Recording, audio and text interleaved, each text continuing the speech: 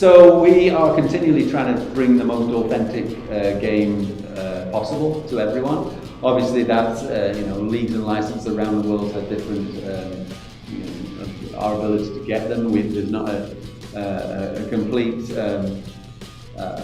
ability to get every league and license because of time, resources, etc., etc. So authenticity is key for us. So we can't specifically speak about the future of the Brazilian league, but obviously, as gamers ourselves, and as we know, our fans out there want the most authentic experience. So it's always something we're looking to improve across the board, but we can't specifically talk about that instance.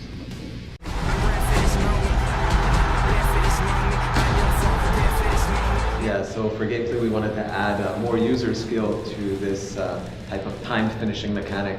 So yes, it is pressing the shot button twice, but now it's more skillful because you have to be very precise on the second time you press it. So in FIFA 18, all you had to do was press tap tap and you get the low driven shot, and it was very powerful and a lot of people said that. So what we wanted to add was more precision. It really matters when you press the button for the second time. So you have to, depending on the situation, like for example, if it's a cross, you press shoot like you normally would, but then you have to wait until the ball gets to your player and just as you're about to contact the ball, that's when you press shoot, and that's the perfect timing.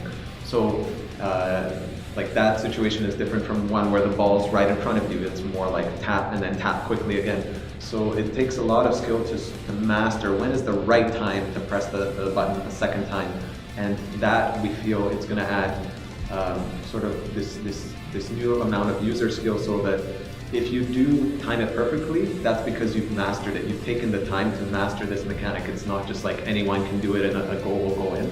And if you do time it right, it's the reward is more accuracy, better shots, more power. But the risk is if you mistime it, and then the ball will probably go like away from the goal. It'll probably miss completely. So that's the risk versus reward. There was never really a risk last year in 18 for just using the double tap shot mechanic, but now you have to be so precise. So it's going to make you think twice. Do I want to do it here? Am I good enough at this mechanic? And if people still want to do low driven shots, we remapped that to a different control scheme. Just hold the left bumper and the right bumper and press shoot, and you can still get a low shot. We've rebalanced it so it's not as powerful as FIFA 18. So again, it's up to you depending on the situation. If the goalkeeper is more on the near post, you see the far post open, you can still do that low driven shot from the far post. But the timed shooting mechanic is definitely one that I know a lot of people will try to master in order to have a better chance to score points.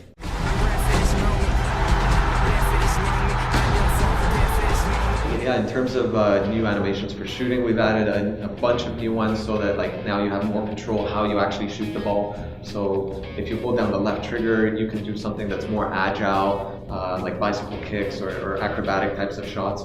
So new ways to shoot the ball there. But in terms of the celebrations, yeah, we've added brand new celebrations this year into FIFA.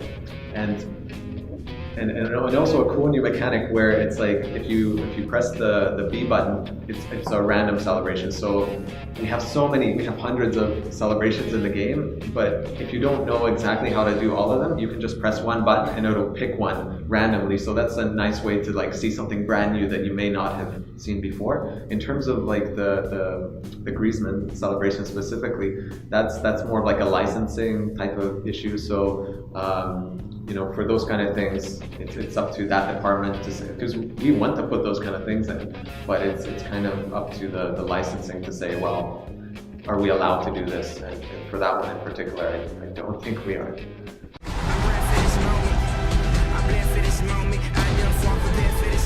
Yeah, 50-50 battle. So it's like whenever you play FIFA, there's always a situation where the pass is a little bit error prone, or somebody takes a heavy sprint touch and then the ball is loose and two players are gonna they should be fighting for the ball, but then usually one player in FIFA 18 would avoid the ball or not engage in the battle. So now we made sure that whenever that ball is loose, it's a 50-50 situation. If you're pointing to the ball, your player is going to go and he's going to try to win the ball back.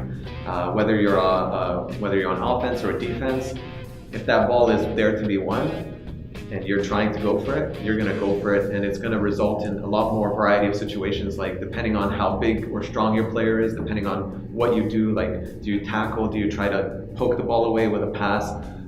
Both players will come together and physics will resolve the situation in a more realistic manner than ever before, and the ball could pop out for another 50-50 situation, or it could pop out and you got possession, or maybe your opponent is stronger and he gets it.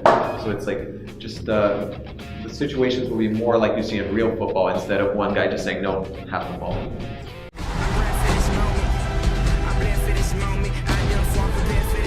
No, like we don't do any sort of handicap or scripting. We try to implement the real football behaviors that we see. So the things that Neymar does, or all the football behaviors, like if somebody does a trick in real football, we try to implement it into the game. And then it's up to the gamer to play the game. And if a goal happens in the last minute of the game, that's something that happens in football too. We saw it numerous times in the World Cup. And I think personally it's more of a psychological thing where you remember the goals that happen very late on, or the ones that make you lose. So there's no reason why we don't do handicapping or scripting. There's no reason why we would want to. I play FIFA myself, and I just want it to be down to my own user skill.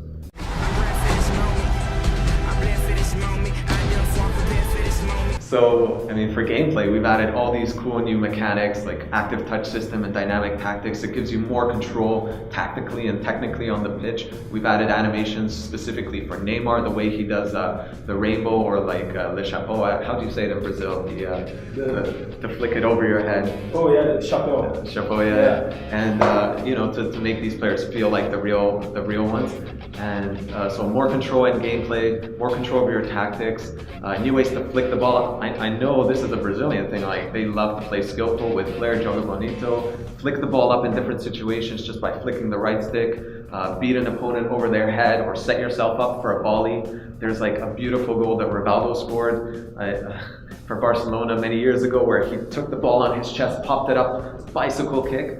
So now in FIFA, lob the ball up to your striker, click the R3 button. The longer you hold it, the higher it goes. So you can do like a little pop-up or like a higher pop-up. And then just by pressing shoot, you can do things like the bicycle kick and score these amazing goals that you can't really score in older FIFAs, just because you can't always control how high the ball goes with your first touch.